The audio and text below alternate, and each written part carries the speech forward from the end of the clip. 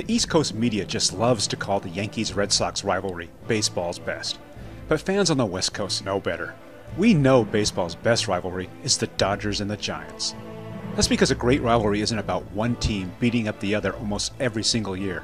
A great rivalry needs two teams as even as Betty and Veronica. And that's the way it's been for the Giants and the Dodgers. Their rivalry goes back to New York and Brooklyn, and it meant so much to players like Willie Mays and Sandy Koufax that they brought it to the West Coast. And it was such a big rivalry, they couldn't fit it in their carry-on luggage. That rivalry was there. That rivalry to beat the Giants, and the Giants wanted to beat the Dodgers. One of the first things they taught me was, I'm not supposed to like those guys over there. I've always admired Willie Mays, I still do, and I have great respect for him. But if he was in Los Angeles broken down on the freeway, I might have to just say, Willie, you're going to have to call AAA. I'll always remember 1962 when we were 4 games ahead with only 6 to play, and the Giants caught us. We just couldn't win a game.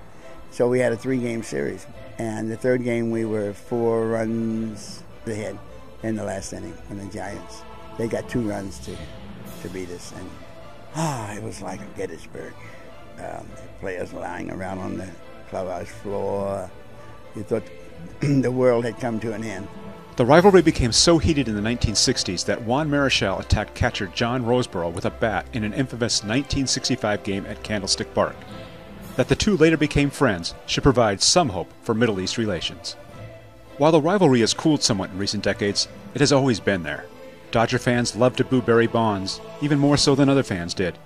Giants fans, meanwhile, love to boo Tommy Lasorda, Mike Piazza, or anyone else wearing Dodger blue. And the rivalry is poised to heat up again. Led by Tim Lincecum, Matt Cain, Buster Posey, and Pablo Sandoval, the Giants have won their first 2 World Series in San Francisco. The Dodgers have the highest payroll in baseball, with newly signed pitcher Zach Greinke joining Matt Kemp and Clayton Kershaw. This new ownership is trying to do it the way George Steinbrenner did it, throwing a lot of money at any problems that they perceive, and now that makes them more Yankee-like, more evil empire-like. So we'll see. But I think they look like 2 of the top teams in the division for sure, and maybe in the National League. So that's always good for a heating up of the rivalry. When you stand out there in Dodger Stadium in a Giants uniform, there are things that are said to you that you've never heard before, and it definitely fuels the fire. And likewise, when the Dodgers get to San Francisco, it's the same thing there. Fans, you know when fans are playing with you and having fun with you, and you also know when they flat out hate you. Rivalries can occasionally get out of hand, and sadly, a Giants fan was attacked outside Dodger Stadium a couple years ago.